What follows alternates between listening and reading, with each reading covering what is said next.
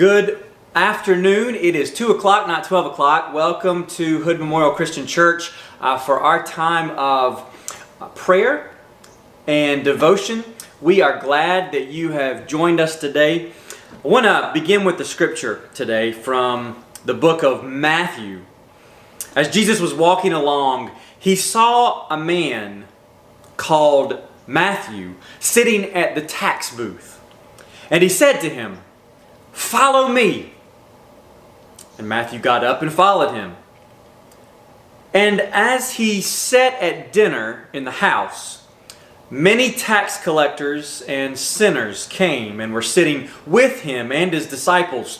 When the Pharisees saw this, they said to Jesus' disciples, "Why does your teacher eat with tax collectors and sinners?"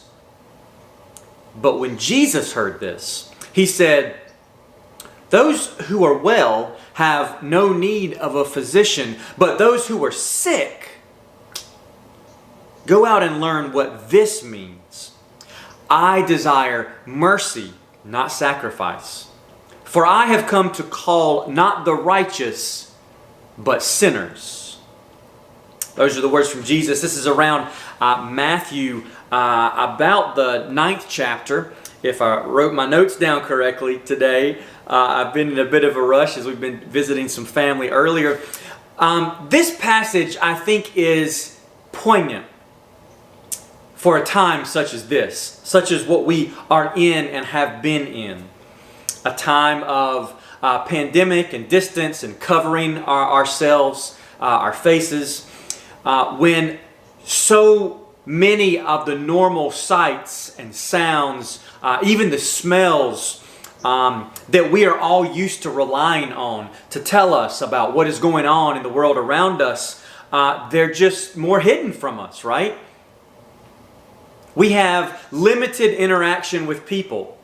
You just aren't seeing as many people nearly as often as you did this time last year. Of course, we're getting to be about that year mark. And when you do see people around you, their faces are most often covered, right? And so what you would normally see, a smile on their face or some sorrow on their face, it's much harder to recognize. In fact, it's even hard sometimes to recognize who it is that you are seeing when you're out and about. I've found myself, as I've been out, seeing someone saying, I think that might be someone. Who is that? And all of a sudden realize, oh yeah, of course. I just couldn't recognize that person because of their mask. Almost every kind of performance is postponed, or it's been turned from live to something that's virtual or maybe pre-recorded. I haven't seen a play or a show or a live music concert in over a year now. And in fact, I think the last one that I saw was Mary Poppins that Nora and I were in right about this time last year. And here in this scripture today, God says to us, "I desire mercy, not sacrifice. I desire grace, not what things look like around you. I desire compassion, not performance." If you get the idea, I care about helping the sick, the brokenhearted, the least, and the lost, not about what things look like on the external.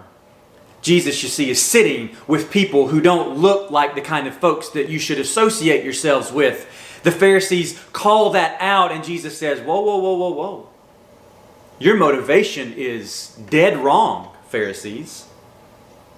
I'm here for exactly people such as these who I'm sitting with. And if I care too much about what things look like, if I care too much about the sacrifice at the temple, if I care too much about what other people are going to think, if I care too much about the performance, then I'll actually never help the people who need help around me. God cares about grace and mercy and love. And part of the point of this passage is that performance so often fails us. You see, when we go out and we're worried about what things look like and what people are saying and how well we come across, we're worried about the wrong thing. What we should be worried about is, are we following the call, the will, the grace of Jesus Christ to go out and to do unto the least of these as we have done to Christ. So performance, the sacrifice as Jesus calls it, what things look like, none of that is the true testament of the heart. Now that's also not to say that these things don't matter.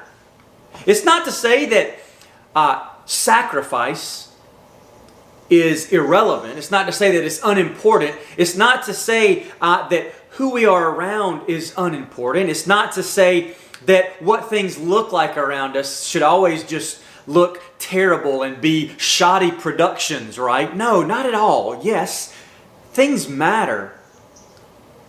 But the sacrifice, the performance, what things look like is not the testimony of our heart. That is found through the way that we show and extend love, grace, and mercy.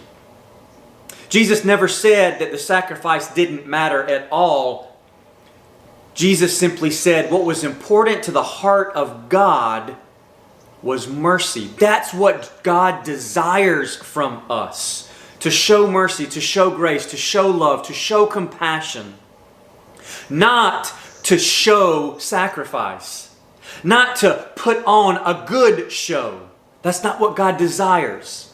Again, not that it's unimportant, not that those things matter nothing.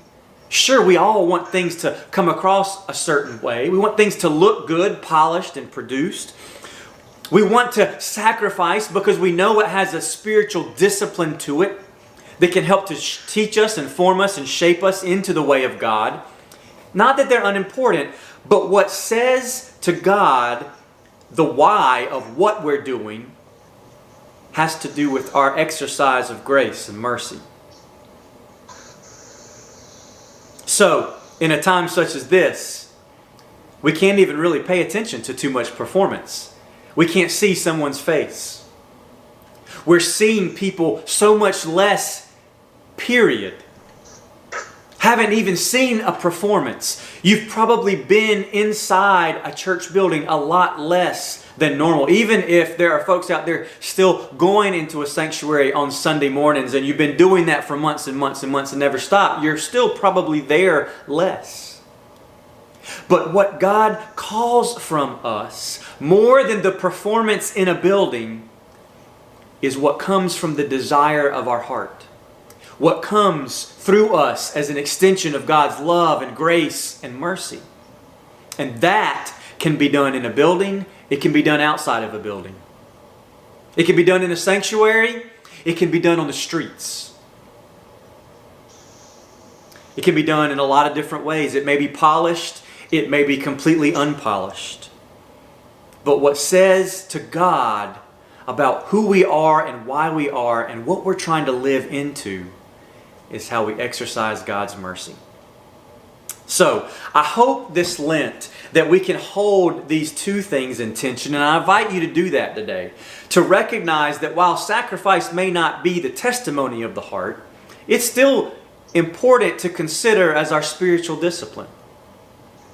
At the deeper level, we must look at how whatever sacrifice we do, whatever performance we make, however we go out and show forth ourselves, that the motivation for doing so comes from a place of mercy, from a place of grace, from a place of love and compassion. So I invite you to consider these words from Jesus. I desire mercy and not sacrifice, for I have come not to call the righteous, but to call sinners. May we all live into that call. May we too live a life that is about saving sinners. And I don't know about you, but I know that I am first and foremost one of those. If you're joining us through Facebook or YouTube, we're going to invite you to come on and join us on our conference call for our time of prayer this morning. That number is 563-999-1222. we'll do our prayer time just on that call, just to protect the privacy of any prayer concerns that are shared. If you would like to share prayer concerns in the comments below Facebook or YouTube, we invite you to do that, and we will look at those and pray over those in our time of prayer today. Have a blessed weekend. We will be streaming from our sanctuary, from our chapel at Hood Memorial Christian Church on Sunday morning at 10:30, and we do plan to be back indoors in our sanctuary on the first Sunday of March, March 7th. So we hope to see you there in person and indoors. Take care and God bless. If you're with Facebook or YouTube, and if you're on the conference call line, stay right with us.